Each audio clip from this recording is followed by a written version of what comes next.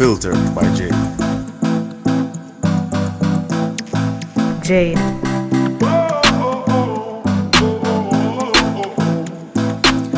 Welcome to the Unfiltered by Jade, where we educate, empower, and entertain. Feel free to like, share, subscribe, download, donate, and make everybody know about this.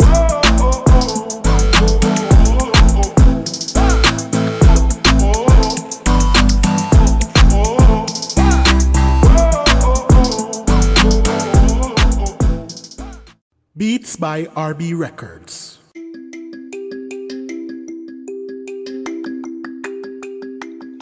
Shopping assistance, your style, your budget.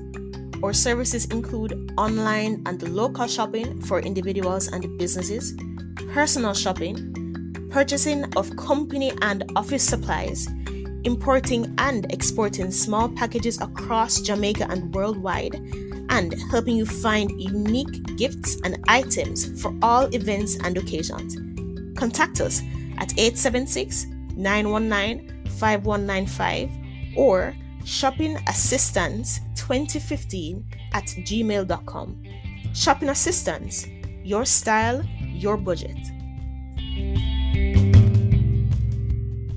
Welcome back to the Unfiltered by Jade. We have with us here Nneka Odoemene, and we are going to speak about caring for children with special needs and its effect on your career. My guest, she is a convener of special needs projects, a creative designer, and a Rotarian. And she does so much more, and we're going to get into that. So, hi Nneka, how are you? I'm very well. Thank you, Jade. Yes. Happy to be here. Okay, I'm happy to have you here. All right, so we're going to jump into it. First of all, I want to know, how has caring for a child with special needs impacted your career path, and what are some of your biggest challenges? Oh, thank you for that question. Okay, that's a big one. First of all, I would like to point out that my background is in accounting, okay? And so I moved on to banking after graduation from the university. But at the time I had my child, I had left banking and I was a fashion designer. I had just started my fashion design business in 2018. I also co-founded a facility services company with my husband in 2016, okay, prior to the fashion business. Okay, so having my child changed a lot because I started having a lot of challenges, managing two businesses at the same time and trying to also nurture a baby because she started having her challenges as early as 5 days old when she turned 5 days. So it was a very big one for me and my family because everything was happening so fast. And before we knew it, she was 6 months when she was diagnosed, and it was confirmed that the multiple seizures she was having had led to her becoming a cerebral palsy child. So it was the biggest blow and shock for me and my family. First thing that got hit, aside mental health and physical health and, our faith also.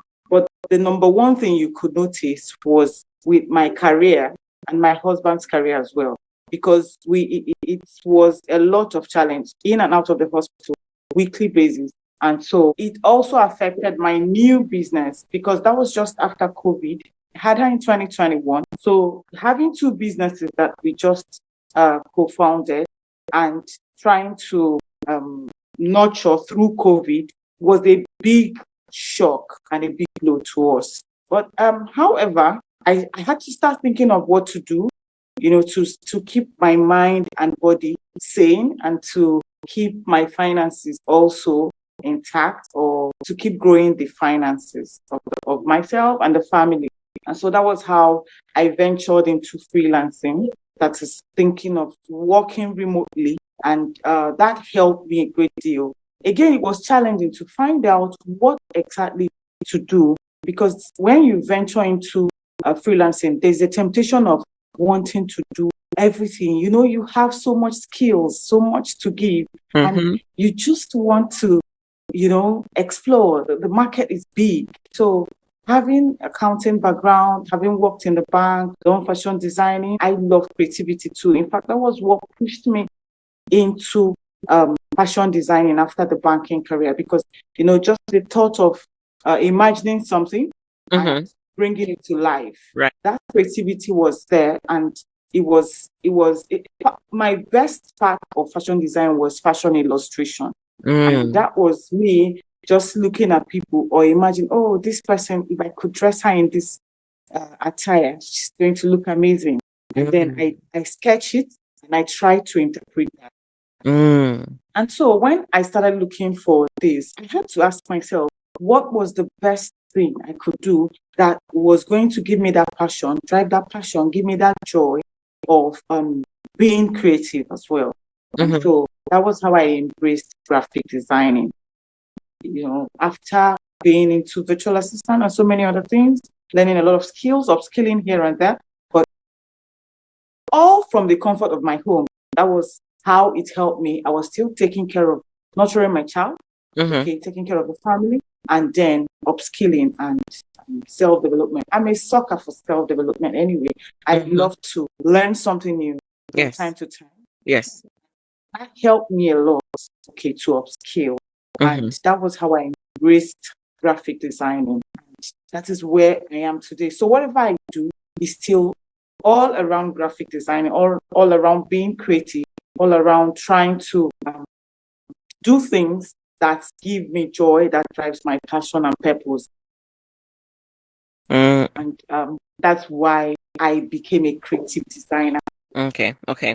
What financial challenges do you face while providing for your child's unique needs, and how have you managed to overcome these? Oh, real overcome. Okay. Managed, yes. Not overcome. Okay, it's a lot. This question is a lot. Okay, much more than I can explain, because sometimes that's what most people know. They know it's tough and it can be challenging, Right. financially, because from medications to the medical tests and scans, and you get to do the EEG, the MRI, the CT scan, the diagnosis here and there, and medication, especially seizure meds. Especially if your child is having seizures, the medication is not cheap. And sometimes you have to outsource, that is, buy away from your immediate environment. Okay, so that is the number one challenge. It's a big challenge for most people. And that's why many people will stay back in the comfort of their home and pray. I do not negate the power of prayers. Right. I'm a strong believer in God, and I still believe in miracles. And I say till tomorrow that I still hope for miracles for my child, my family, and all. But even if that happens, I will continue what I do for community and people like me and my child who are where I am today, even if I've moved out of that zone, Right. or out of that situation, I will still continue what I am doing, to help, because I've been there and I've seen the challenges. Right.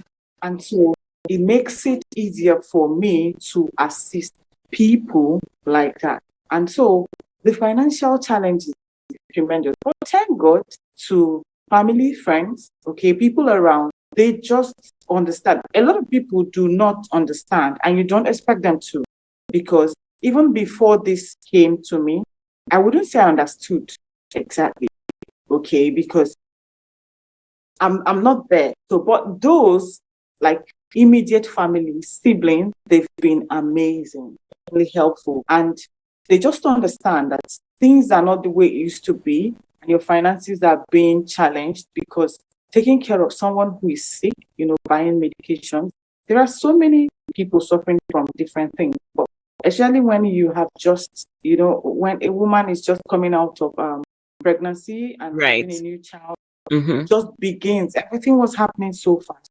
So I'm glad they understood. Family understood. My parents understood. And they've been very supportive. To support is very important. Very important. And I've gotten them a lot. Nice. Them and some very close friends as well. Nice. Have these challenges that you have they enabled you to become an advocate for children with special needs, and how so? Oh, yeah. In fact, that's why I am where I am today. Okay, and that's why I do what I do today. Because, when you're out there and you find yourself in the field, the challenges for seeking for professional services, and all the challenges, the economic challenges, the environmental challenges, the stigma. We don't even want to go there. So many people don't even want to speak up. So many people isolate their loved ones because of stigma. Because people think those people, whatever is happening upon themselves, there must be something you have done, okay, that happened to the child, or there's something you're being punished for. And some attribute them to unprintable names that I can't even talk about. Some begin to think diabolic, and it's crazy. And so when people are passing through these things, it's better left unsaid. They just keep quiet. I was once like that. Like, I sit back and begin to wallow in self-blame. Self-pity and self-blame. Yeah, self-blame. You begin to blame yourself for things you don't even know if you did it or not. Okay, you begin to ask for forgiveness for things you didn't even commit. And that is what you just feel. Why is this coming to me? Yeah. Well, the truth is, it is life. It has to come to someone. Okay, and because I'm a Christian and a believer of God, so my Bible tells me that God gives His strongest war or battles to His toughest warriors. So it took me time to accept that, yes, I'm strong enough, and that is why this battle is coming to me, because it has to go to someone. And I won't be the first, and I will not be the last.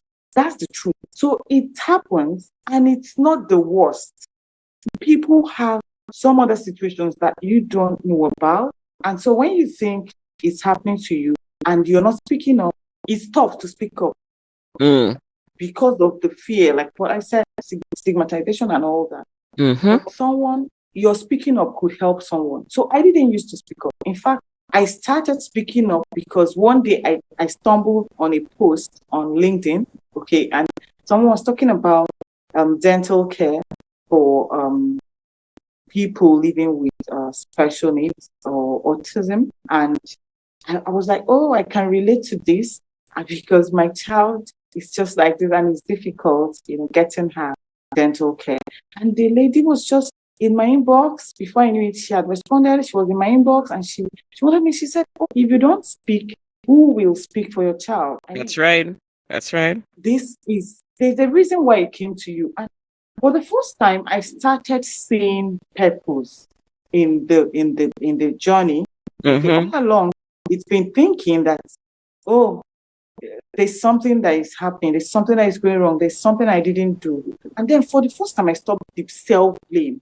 I stopped feeling I needed to just go and go into my shell, hide my child, something like that. And that was how I ventured into advocacy. That was how I came out to tell my story. It was tough. It took time, even after she spoke to me. Okay. But that's one thing mentorship does as well. So she took me by the hand and started mentoring me. Nice. Okay. And, gradually telling me, simply tell your story and then begin to educate people about it. The much you know, the lots you know can help a lot of people out there. Yes. And that is how I started writing articles, how I started making posts about people living with neurodivergent issues. And it has helped me personally to heal, because the more you speak about it, the more you advocate, the more you come out there and, seek help or find a community or find support or even read things and accept and understand your circumstances better, you cope with it. Okay. And so it helped me to cope and then moved me to venture into advocacy. Okay. And that was how I found the special needs project. Okay. And that was how I started with it. And gradually, I'm beginning to think about projects because it's when you get into something, you begin to find the loopholes. You begin to find what is working and what is not working for you. You begin to understand what people like you would love to do, but they are not able to do it because of their circumstances, because of not wanting to come out, because of fear, okay, of the unknown. It's not like some, yes, are known, like the stigmatization and all that you see, but some others are afraid of things that could even get worse that they don't know about. Right. And so that was how I started thinking about initiatives, and I got to talk about or venture into this initiative of playing chess. Everyone in my house plays chess, that's true. And that was one thing that helped me cope. At the time I had my child, it was just me in my family who played chess. My first son was about 6 years old then. The second one was 4 years.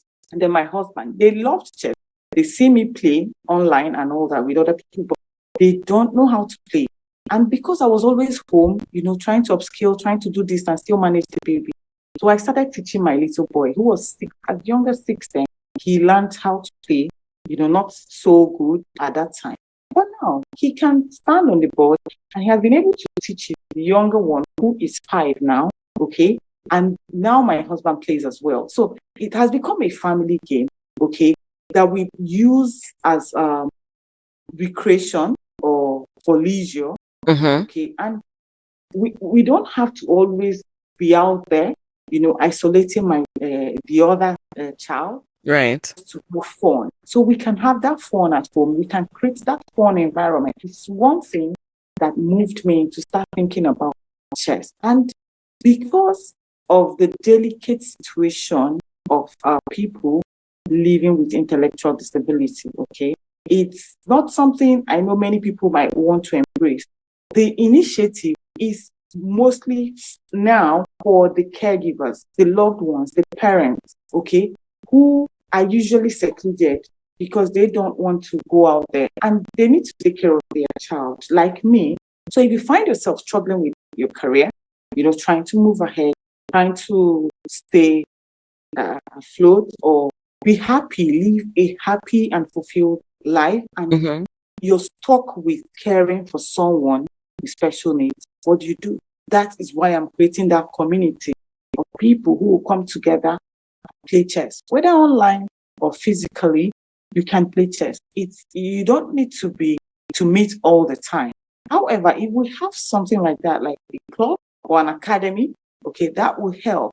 But for those living with special needs themselves, the children, because most of them are usually children, they start from children and then they grow into adults. That's the truth. You still meet people like that grow into adulthood. Okay, they could start with creating the boards themselves. They love colors. They love being creative. Many of them are non-verbal. Yes, we understand that. But they will be able to sketch the board. They will be able to sketch the chess pieces, which is quite interesting. If you look at the pieces, they look very different, but exciting. So if a child is excited about seeing a bishop and wants to sketch it, or wants to draw it out on paper, we should be able to help that child to draw it. And this is me trying to also help them with creative designing, creativity. Soon they will be able to make a drawing that we can put on, oh, we love your drawing, and we make a t-shirt, something like a t-shirt out of it, and give it to the child, okay? And so they wear it, and they know this is something they created themselves, okay? And it goes on like that. And if the child gets to the point of being interested in the game, it's very easy for the parents who had learned at that time to be able to nurture that child, groom the child to learn how to play.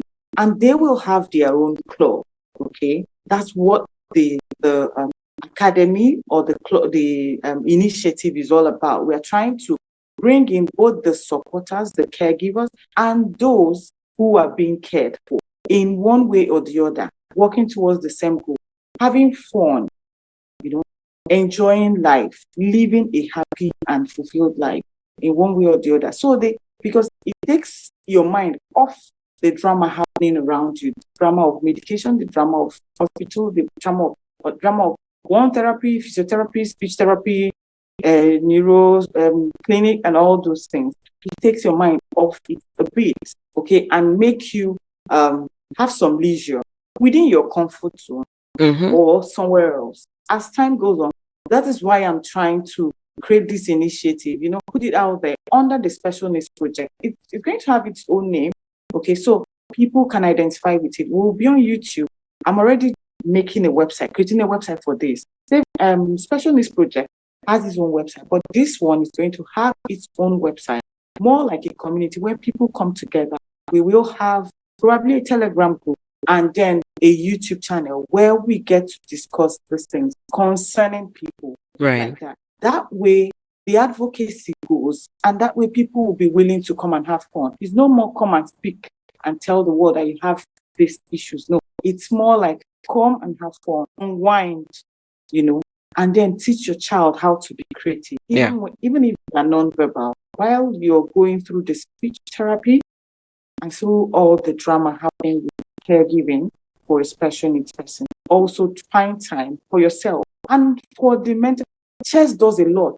The problem-solving skill, the collaboration, the focus. When you're teaching these children how to sketch or draw or mold or carve out these pieces, as the case may be, it helps them concentrate, helps them focus, helps them think about problem solving, and it also helps you as an adult or their caregiver or their parent to find your own peace and your own problem-solving skills.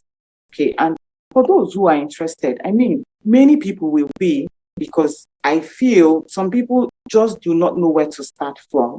Okay, and I had that same challenge which was the main reason I joined Rotary. I had just one person in Rotary that I was playing chess with, who is currently a state commissioner. And so we lost that.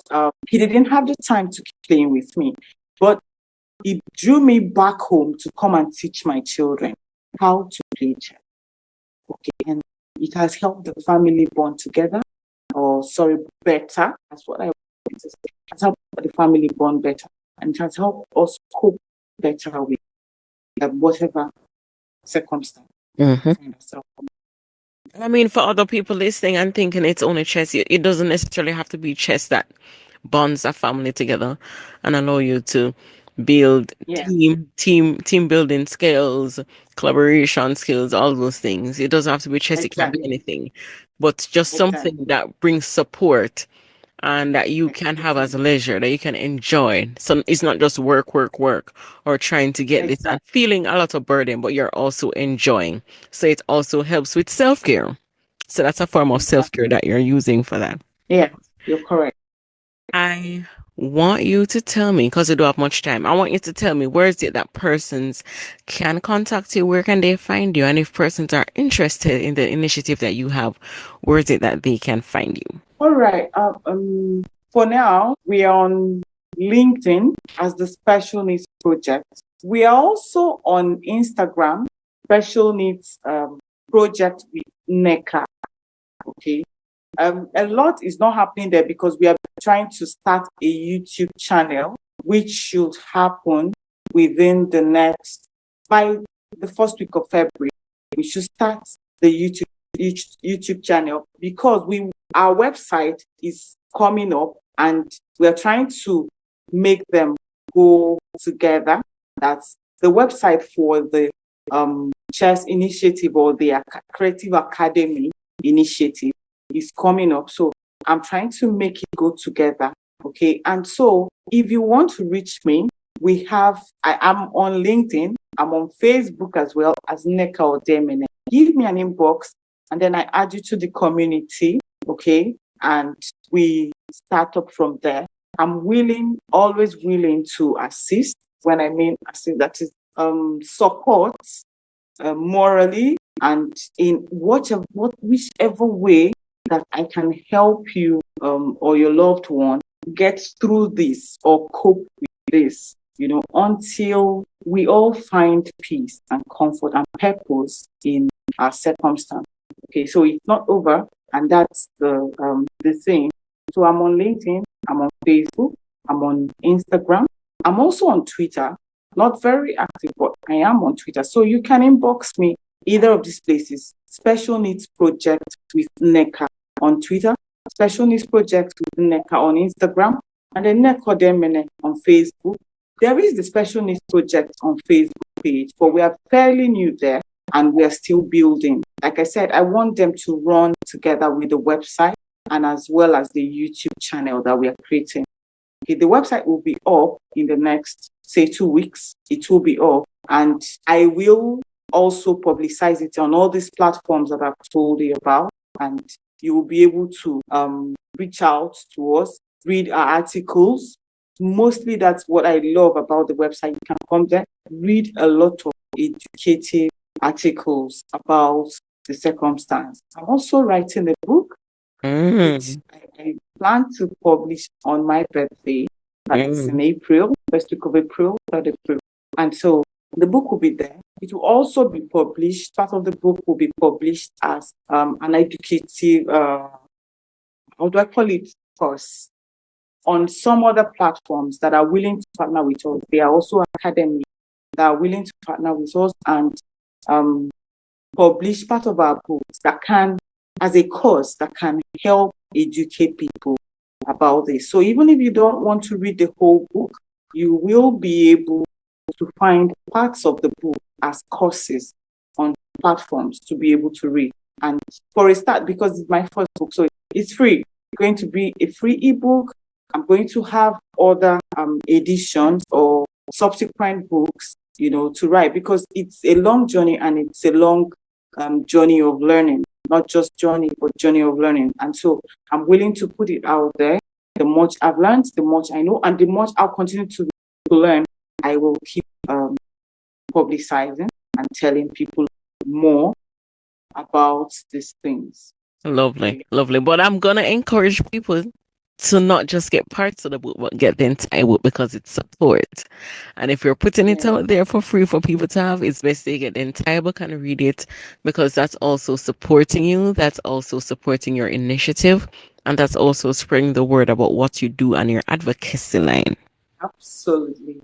Yes. Yes. So even though she's having parts of her book as courses, I'm gonna implore you to just get the entire book. Get the entire book. That shows support. It's not hard to do. Just get the entire book and support. Yes. All right.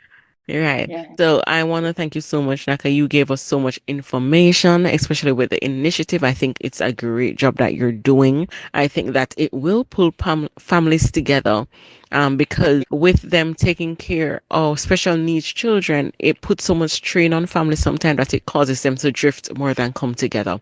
So I think what you're doing is important in terms of bringing families together with this initiative of relaxation. So it's bringing families together to relax and enjoy, basically. Exactly. Self-care for everybody. That's what you're giving everybody. And self-care can help with burnout. So you're helping people to be a better version of themselves by just enjoying themselves. Absolutely. Love it. Love it. I love the initiative. I love what you're doing. I love your work. I love everything that you're about. And I continue to pray that God blesses you and your family. And even where finance is concerned, everything is concerned, that God will open doors for you because they're doing good work. Yes. Thank you. Yes. So I want to thank you again so much. And I want to thank you so much to the listeners on the Unfiltered by Jade. And we'll be back next week, Tuesday.